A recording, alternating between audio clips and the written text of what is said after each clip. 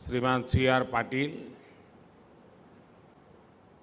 यहाँ उपस्थित गुजरात सरकार के अन्य मंत्री महोदय, विधायक, निराली मेमोरियल मेडिकल ट्रस्ट के फाउंडर और चेयरमैन श्री A.M. नायक जी, ट्रस्टी श्री भाई जिग्नेश नायक जी, यहाँ उपस्थित सभी महानुभाव, देवी और सज्जनों, आज आप पहले अंग्रेजी में सुना, बाद में गुजराती। अब हिंदी छूटना नहीं चाहिए तो मैं हिंदी में बोल लेता हूं।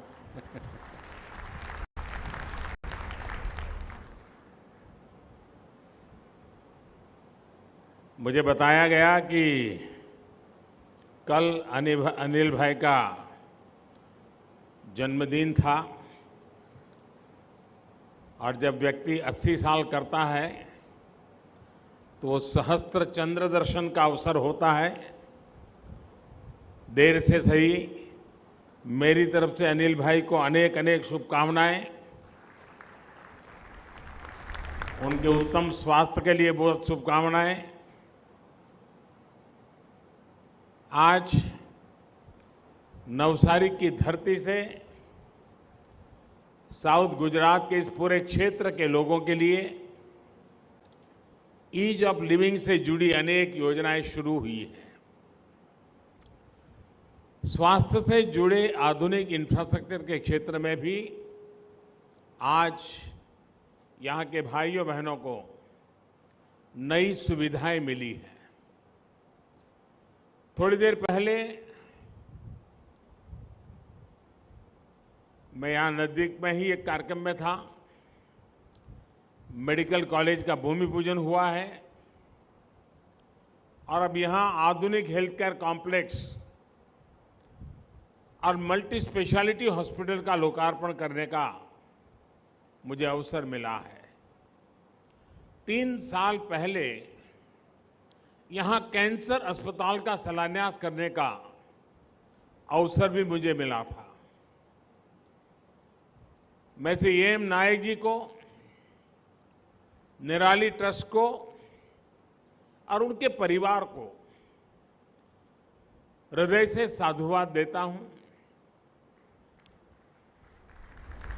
और इस प्रकल्प को मैं उस रूप में देखता हूं कि ये उस मासूम के लिए, निराली के लिए एक भावुक श्रद्धांजलि है जिसे हमने असमय खो दिया था।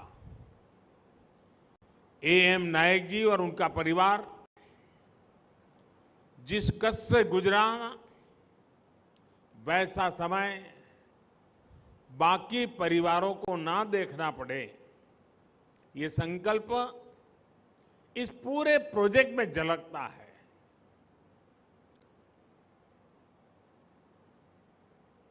अनिल भाई ने एक प्रकार से पितृ ऋण भी अदा किया है, अपने गांव का भी ऋण अदा किया है और अपनी संतान का भी ऋण अदा किया है। नवसारी सहित आसपास के सभी जिलों के लोगों को इस आधुनिक अस्पताल से बहुत मदद मिलेगी।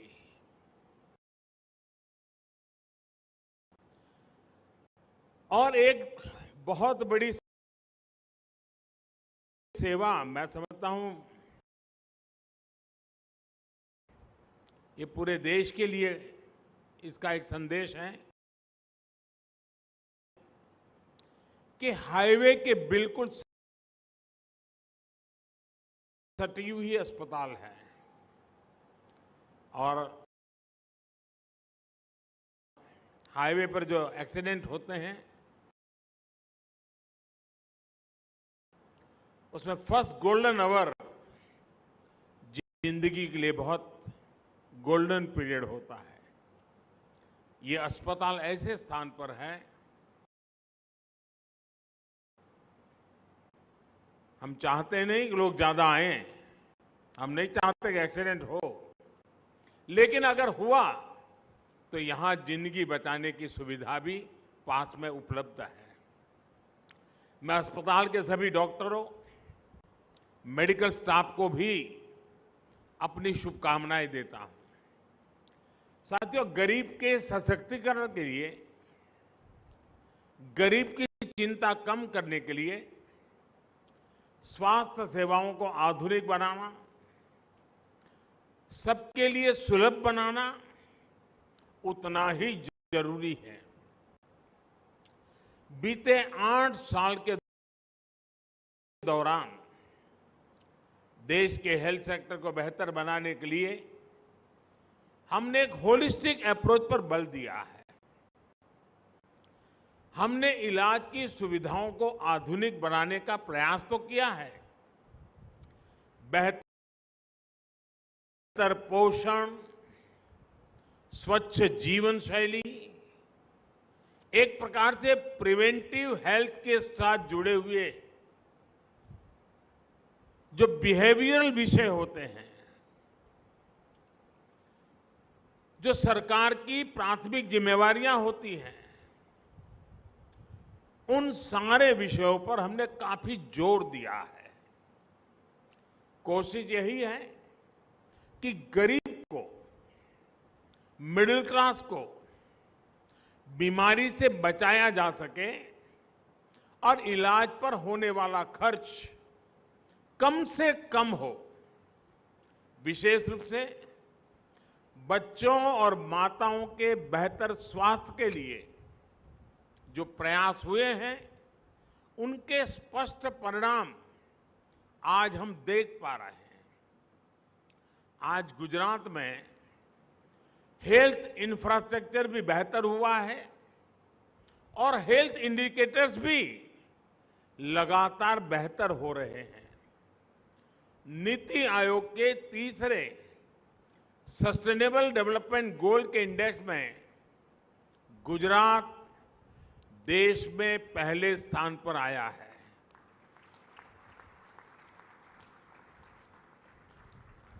साथियों, जब मैं गुजरात का मुख्यमंत्री था, उस दौरान राज्य में स्वास्थ्य सेवाओं को हर गरीब तक ले जाने के लिए हमने जो अभियान चलाए, उनके अनुभव अब पूरे देश के गरीबों के काम आ रहा है। उस दौर में हमने स्वस्थ गुजरात, उज्जवल गुजरात का रोडमैप बनाया था। गरीब को गंभीर बीमारी से उस समय 2 लाख रुपए तक मुफ्त इलाज की सुविधा देने वाली मुख्यमंत्री अमृतम योजना, जिसको शॉर्ट फॉर्म में मां योजना के रूप में जाना जाता है, वो उसी का परिणाम थी। इसी योजना के अनुभवों ने गरीबों को 5 लाख रुपए का मुफ्त इलाज सुनिश्चित कराने वाली आयुष्मान भारत योजना, जब मैं प्रधानमंत्री के रूप में सेवा का कार्य मिला, तो मैंने इस योजना को लेकर के देशवासियों के पास आया। इस योजना के तहत गुजरात के 40 लाख से अधिक गरीब मरीज मुफ्त इलाज की सुविधा ले चुके हैं। इसमें बड़ी संख्या में हमारी माताएं, बहनें हैं। दलित हो, वंचित हो, आदिवासी समाज के हमारे साथी हो, इससे गरीब मरीजों की 7,000 करोड़ रुपए से अधिक की बचत हुई है। आयुष्मान भारत योजना के तहत गुजरात में पिछले साल 7,500 हेल्थ एवं वेलनेस सेंटर भी यहां पर उसका काम हुआ है। साथियों, बीते 20 सालों में गुजरात के हेल्थ सेक्टर ने कई नए मुकाम हासिल किए हैं। इन 20 वर्षों में गुजरात में शहरों से लेकर ग्रामीण इलाकों तक हेल्थ इंफ्रास्ट्रक्चर के लिए अभूतपूर्व काम हुआ है। हर स्तर पर काम हुआ है। ग्रामीण इलाकों में हजारों हेल्थ सेंटर्स बनाए गए, प्राथमिक चिकित्सा केंद्र बनाए गए, शहरी इलाकों में करीब 600 दीनदयाल औषधालय भी बनकर तैयार हुए। गुजरात में आज सरकारी अस्पतालों में कैंसर जैसी बीमारियों के एडवांस ट्रीटमेंट की सुविधा है। गुजरात कैंसर रिसर्च इंस्टीट्यूट की कैपेसिटी 450 से बढ़ाकर 1000 हो चुकी है। अहमदाबाद के अलावा जामनगर, भावनगर, राजकोट और बड़ौदा ऐसे अन्य कई शहरों में भी कैंसर के उपचार की आधुनिक सुविधाएं उपलब्ध है। अहमदाबाद में किडनी इंस्टीट्यूट को और अधिक आधुनिक बनाया जा रहा है, उसका विस्तार किया जा रहा है और जल्द ही इसकी बेड संख्या डबल हो जाएगी। आज गुजरात में अनेकों डायलिसिस केंद्र हजारों मरीजों को उनके घर के पास ही डायलिसिस की सुविधा दे रहे हैं। भारत सरकार की तरफ से भी पूरे देश में डायलिसिस को लेकर के इंफ्रास्ट्रक्चर तैयार करना, ऐसे पेशेंट को अपने घर के नजदीक सुविधा मिले, इसके लिए कोशिश करना, यह अभियान बहुत तेज गति से चला है। पहले की तुलना में अनेक गुना इस प्रकार से किडनी के पेशेंटों के लिए डायलिसिस के सेंटर आज उपलब्ध हुए हैं। साथियों, गुजरात में अपने सेवाकाल के दौरान हमारी सरकार ने बच्चों और महिलाओं के स्वास्थ्य और पोषण को सर्वोच्च प्राथमिकता दी थी। चिरंजीवी योजना के तहत पब्लिक प्राइवेट भागीदारी सुनिश्चित करके इंस्टीट्यूशनल डिलीवरी, संस्थागत डिलीवरी को हमने एक व्यापक विस्तार दिया और गुजरात में उसके बहुत अच्छे परिणाम मिले। अभी तक इस योजना के तहत 14 लाख गर्भवती महिलाएं इस चिरंजीवी योजना का लाभ ले चुकी हैं।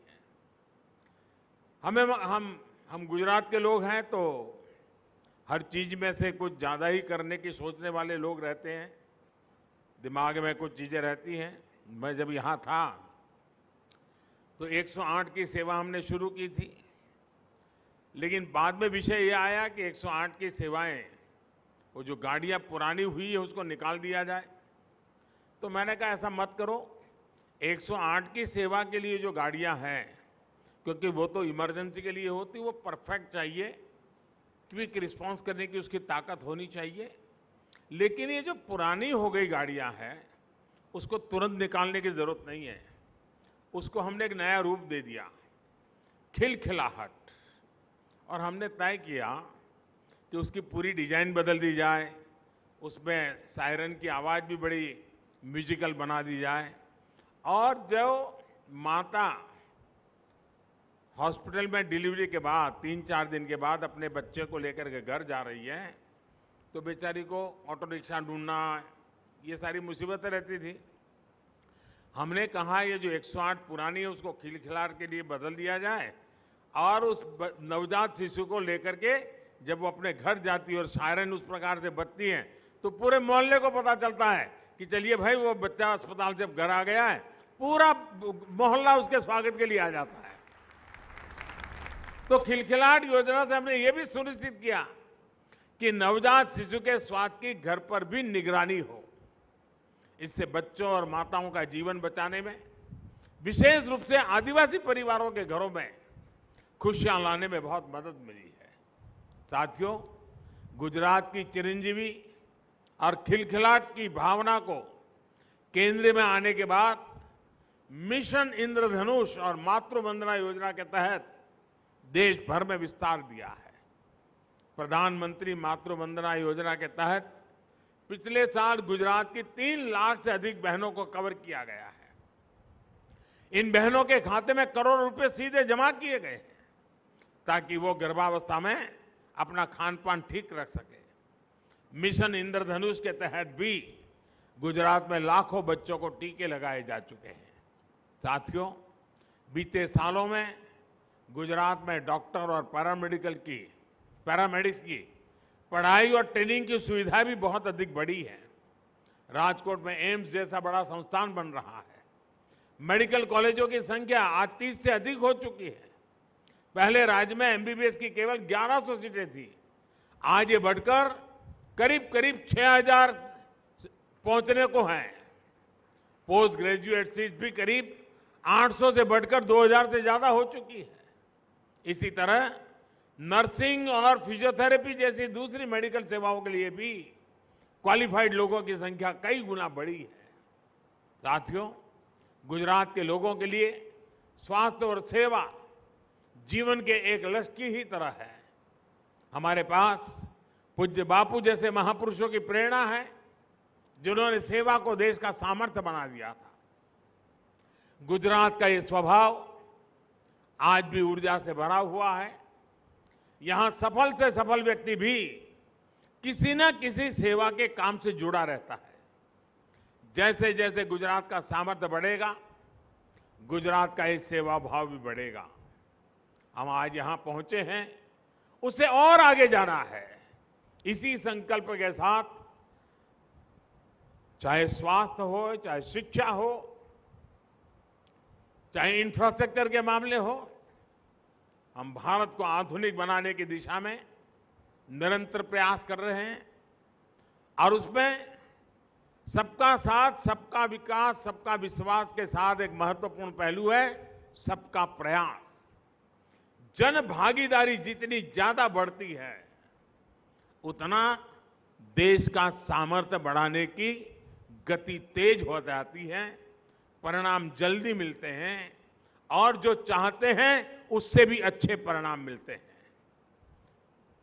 अनिल भाई और उनके परिवार ने ट्रस्ट के द्वारा सबका प्रयास का जो हमारा संकल्प है, पब्लिक प्राइवेट पार्टनरशिप का जो संकल्प है, समाज के एक एक व्यक्ति को जोड़कर के चलने का जो संकल्प है, उसमें एक महत्वपूर्ण योगदान है। मैं उनके पूरे परिवार को अनेक अनेक शुभकामनाएं देता हूं। बहुत बहुत धन्यवाद।